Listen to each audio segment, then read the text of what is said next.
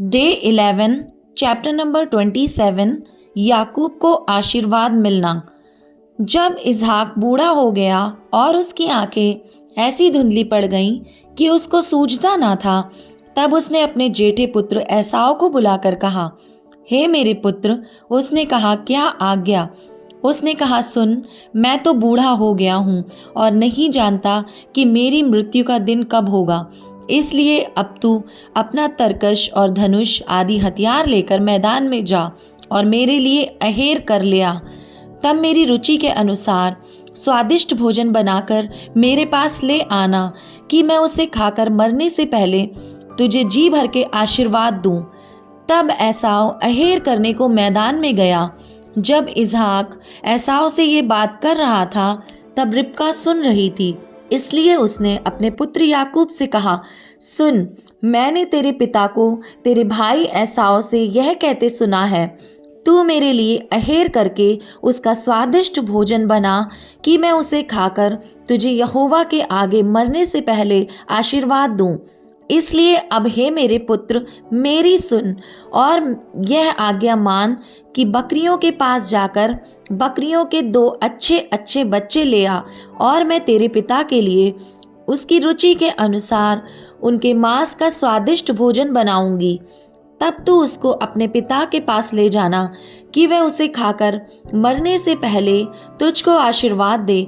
याकूब ने अपनी माता रिबका से कहा, सुन, मेरा भाई एसाव तो रोंआर पुरुष है और मैं रोमहीन पुरुष हूँ।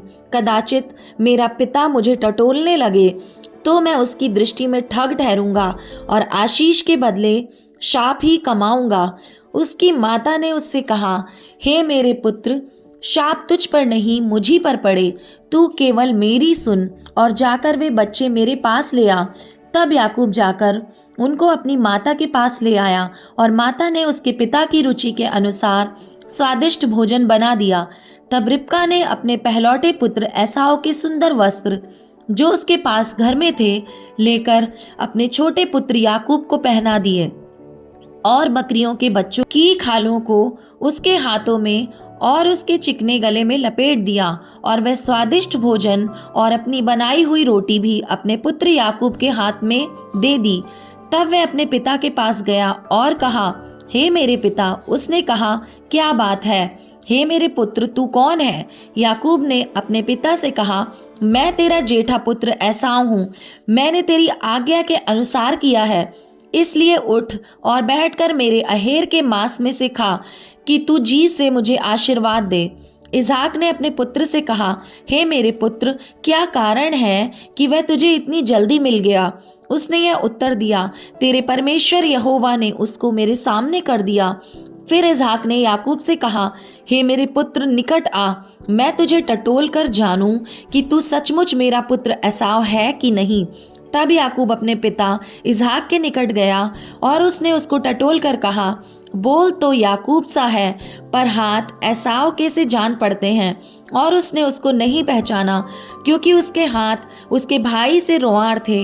अतः उसने उसको आशीर्वाद दिया और उसने पूछा, क्या तू सचमुच मेरा पुत्र एसाव है? उसने कहा, हाँ मैं हूँ। तब उसने कहा, भोजन मेरे निकट ले आ कि मैं अपने पुत्र के अहेर के मांस में से खाकर तुझे जी से आशीर्वाद दूं। तब वह उसको उसके निकट ले आया और उसने खाया और वह उसके पास दाख मधु भी लाया और उसने पिया। तब उसके पिता इसहाक ने उससे कहा, हे मेरे पुत्र, निकट आकर मुझे चूम। उसने निकट जाकर उसको चूमा और उसने उसके वस्त्रों का सुगंध पाकर उसको यह आशीर्वाद दिया, देख मेरे पुत्र की सुगंध जो ऐसे खेत की सी है जिस पर यहोवा ने आशीष दी हो। परमेश्वर तुझे आकाश से ओस और भूमि की उत्तम से उत्तम उपज और बहुत सा अनाज और नया दाख मधु दे। राज्य राज्य के लोग तेरे अधीन हों और देश देश के लोग तुझे दंडवत करें। तू अपने भाइयों का स्वामी हो और तेरी माता के पुत्र तुझे दंडवत करें। जो तुझे शाप दें वे आप ही शापित हों और जो तुझे आशीर्वाद दें वे आशीष पाएं। आशीर्वाद के लिए एसाव की याचना। जैसे ही ये आशीर्वाद इसहाक याकूब को दे चुका और याकूब अपने पिता इसहाक के सामने से निकला ही था कि एसाव अहेर लेकर आ पहुंचा। तब वह भी स्वादिष्ट भोजन बनाकर अपने पिता के पास ले आया और उससे कहा, हे मेरे पिता, उठकर अपने पुत्र के अहेर का मांस खा ताकि मुझे जी से आशीर्वाद दे। उसके पिता इसहाक ने पूछा, तू कौन है? उसने कहा, मैं तेरा जेठा पुत्र एसाव हूँ। तब इसहाक ने अत्यंत थर थर कांपते हुए कहा, फिर वह कौन था जो अहेर करके मेरे पास ले आया था? और मैंने तेरे आने से पहले सब में से कुछ कुछ खा लिया और उसको आशीर्वाद दिया। अब उसको आशीष लगी भी रहेगी। अपने पिता की यह बात सुनते ही एसाव ने अत्यंत ऊंचे और दुख भरे स्वर से चिल्लाकर अपने पिता से कहा, हे मेरे पिता, मुझको भी आशीर्वाद दे। उसने कहा, तेरा भाई धूर्तता से आया और तेरे आशीर्वाद को लेके चला गया। उसने कहा, क्या उसका नाम याकूब यथार्थ नहीं रखा गया? उसने मुझे 2 बार अड़ंगा में मारा। मेरा पहलौठे का अधिकार तो उसने ले ही लिया था और अब देख, उसने मेरा आशीर्वाद भी ले लिया है। फिर उसने कहा, क्या तूने मेरे लिए भी कोई आशीर्वाद नहीं सोच रखा है? इसहाक ने एसाव को उत्तर देकर कहा, सुन, मैंने उसको तेरा स्वामी ठहराया और उसके सब भाइयों को उसके अधीन कर दिया और अनाज और नया दाख मधु देकर उसको पुष्ट किया है। इसलिए अब हे मेरे पुत्र, मैं तेरे लिए क्या करूं? एसाव ने अपने पिता से कहा, हे मेरे पिता, क्या तेरे मन में एक ही आशीर्वाद है? हे मेरे पिता, मुझको भी आशीर्वाद दे। यूं कहकर एसाव फूट फूट के रोया। उसके पिता ने कहा, सुन, तेरा निवास उपजाऊ भूमि से दूर हो और ऊपर से आकाश की ओस उस पर ना पड़े। तू अपनी तलवार के बल से जीवित रहे और अपने भाई के अधीन तो हो, पर जब तू स्वाधीन हो जाएगा तब उसके जुए को अपने कंधे पर से तोड़ फेंके। एसाव ने तो याकूब से अपने पिता के दिए हुए आशीर्वाद के कारण बैर रखा और उसने सोचा, मेरे पिता के अंतकाल का दिन निकट है, फिर मैं अपने भाई याकूब को घात करूंगा। जब रिबका को उसके पहलौठे पुत्र एसाव की ये बातें बताई गईं, तब उसने अपने छोटे पुत्र याकूब को बुलाकर कहा, सुन, तेरा भाई एसाव तुझे घात करने के लिए अपने मन में धीरज रखे हुए है। इसलिए अब हे मेरे पुत्र, मेरी सुन और हारान को मेरे भाई लाबान के पास भाग जा और थोड़े दिन तक, अर्थात जब तक तेरे भाई का क्रोध ना उतरे तब तक उसके पास रहना। फिर जब तेरे भाई का क्रोध तुझ पर से उतरे और जो काम तूने उससे किया है उसको वह भूल जाए, तब मैं तुझे वहां से बुलवा भेजूंगी। ऐसा क्यों हो कि एक ही दिन में मुझे तुम दोनों से रहित होना पड़े। याकूब का लाबान के पास जाना। फिर रिबका ने इसहाक से कहा, हित्ती लड़कियों के कारण मैं अपने प्राण से घिन करती हूँ। इसलिए यदि ऐसी हित्ती लड़कियों में से जैसी इस देश की लड़कियां हैं, याकूब भी एक से कहीं विवाह कर ले तो मेरे जीवन में क्या लाभ होगा। Chapter number 28। तब इसहाक ने याकूब को बुलाकर आशीर्वाद दिया और आज्ञा दी, तू किसी कनानी लड़की से विवाह ना कर लेना। पद्नराम में अपने नाना बतुएल के घर जाकर वहां अपने मामा लाबान की एक बेटी से विवाह कर लेना। सर्वशक्तिमान ईश्वर तुझे आशीष दे और फलवंत करके बढ़ाए और तू राज्य राज्य की मंडली का मूल हो। वह तुझे और तेरे वंश को भी अब्राहम की सी आशीष दे कि तू यह देश जिसमें तू परदेशी होकर रहता है और जिसे परमेश्वर ने अब्राहम को दिया था उसका अधिकारी हो जाए। और इसहाक ने याकूब को विदा किया और वह पद्नराम को अरामी बतुएल के पुत्र लाबान के पास चला गया, जो याकूब और एसाव की माता रिबका का भाई था। एसाव का एक और विवाह। जब इसहाक ने याकूब को आशीर्वाद देकर पद्नराम भेज दिया कि वह वहीं से पत्नी लाए और उसको आशीर्वाद देने के समय यह आज्ञा भी दी, तू किसी कनानी लड़की से विवाह ना कर लेना। और याकूब माता पिता की मानकर पद्नराम को चला गया। तब एसाव यह सब देख के और यह भी सोचकर कि कनानी लड़कियां मेरे पिता इसहाक को बुरी लगती हैं, अब्राहम के पुत्र इश्माइल के पास गया और इश्माइल की बेटी महलत को, जो नबायोत की बहन थी, ब्याह कर अपनी पत्नियों में मिला लिया। याकूब का स्वप्न। याकूब बेरशेबा से निकलकर हारान की ओर चला और उसने किसी स्थान में पहुंचकर रात वहीं बिताने का विचार किया, क्योंकि सूर्य अस्त हो गया था। इसलिए उसने उस स्थान के पत्थरों में से एक पत्थर ले अपना तकिया बनाकर रखा और उसी स्थान में सो गया।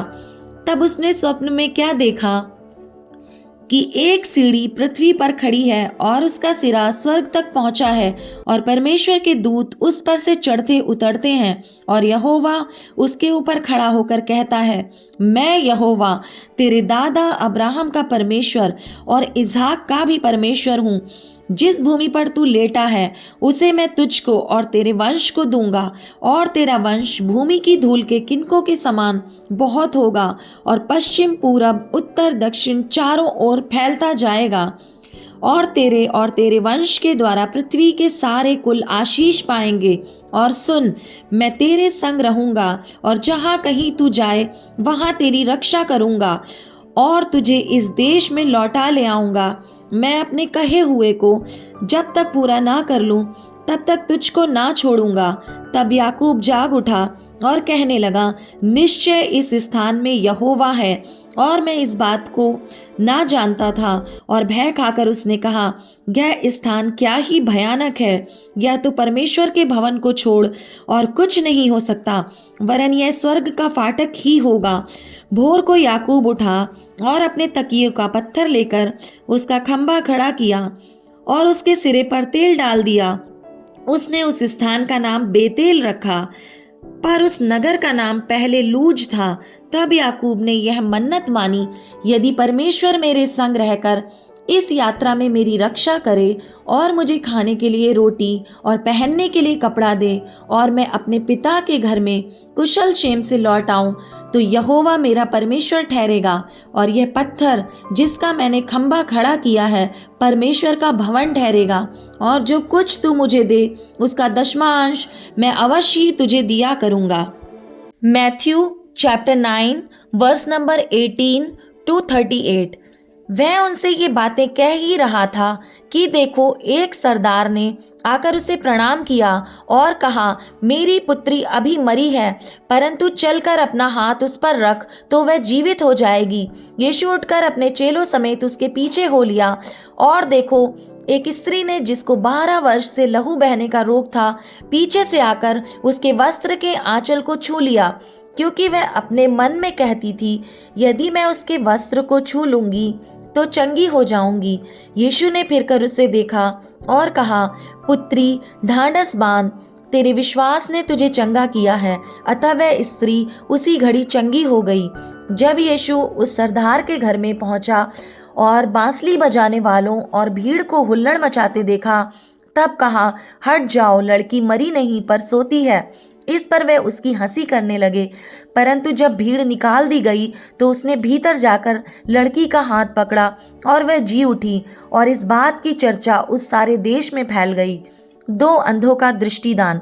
जब यीशु वहां से आगे बढ़ा तो 2 अंधे उसके पीछे यह पुकारते हुए चले, हे दाऊद की संतान, हम पर दया कर। जब वह घर में पहुंचा तो वे अंधे उसके पास आए और यीशु ने उनसे कहा, क्या तुम्हें विश्वास है कि मैं ये कर सकता हूँ? उन्होंने उससे कहा, हाँ प्रभु। तब उसने उनकी आंखें छूकर कहा, तुम्हारे विश्वास के अनुसार तुम्हारे लिए हो, और उनकी आंखें खुल गईं। यीशु ने उन्हें चिताकर कहा, सावधान, कोई इस बात को ना जाने। पर उन्होंने निकलकर सारे देश में उसका यश फैला दिया। एक गूंगे को चंगा करना। जब वे बाहर जा रहे थे तो देखो, लोग एक गूंगे को जिसमें दुष्ट आत्मा थी उसके पास लाए, और जब दुष्ट आत्मा निकाल दी गई तो गूंगा बोलने लगा। इस पर भीड़ ने अचंभा करके कहा, इज़राइल में ऐसा कभी नहीं देखा गया। परंतु फरीसियों ने कहा, यह तो दुष्ट आत्माओं के सरदार की सहायता से दुष्ट आत्माओं को निकालता है। मजदूर थोड़े हैं। यीशु सब नगरों और गांवों में फिरता रहा और उनके आराधनालयों में उपदेश करता और राज्य का सुसमाचार प्रचार करता और हर प्रकार की बीमारी और दुर्बलता को दूर करता रहा। जब उसने भीड़ को देखा तो उसके लोगों पर तरस आया, क्योंकि वे उन भेड़ों के समान जिनका कोई रखवाला ना हो, व्याकुल और भटके हुए से थे। तब उसने अपने चेलों से कहा, पक्के खेत तो बहुत हैं, पर मजदूर थोड़े हैं। इसलिए खेत के स्वामी से विनती करो कि वह अपने खेत काटने के लिए मजदूर भेज दे।